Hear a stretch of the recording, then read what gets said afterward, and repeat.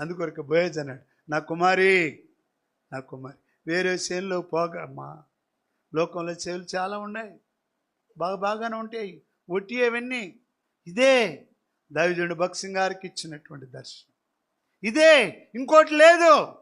అవన్నీ కుల సంఘాలు, అవన్నీ మత సంఘాలు, అవన్నీ టీవీ సంఘాలు. అవి కాదు. నా తర్వాత నా కొడుకు రావాలి, నా తర్వాత ఆడి పిల్లలు రావాలి, రెండో వాడు రావడానికి లేదు. ఇక్కడ యూట్యూబే, అక్కడ యూట్యూబే, ఇవన్నీ ఉన్నాయి. భక్సింగ్ గారు అది పెట్టలా. ఊరూరికి సంఘం పెట్టినాడు, దైవ సేవకులను పెట్టినాడు, అభివృద్ధి చేసినాడు. అర్థమైందా? ఎప్పుడో ఒకటే పెట్టి నేను అందరు యూట్యూబ్ పెడతాను, మీరు అందరు చూడమని చెప్పినాడా? నిస్వార్థమైన సేవ. ప్రియులారా, ఈనాడు స్వార్థంతో కూడినటువంటి మోషే తర్వాత ఆ దైవజనుడు ప్రార్థన చేస్తాడు, అయ్యా నీ తర్వాత ఎవరు నాయకుడు అంటే ఏం తన కొడుకుని పెట్టుకోకూడదా? ఆయన పెడితే కాదనే వాళ్ళు ఉన్నారా?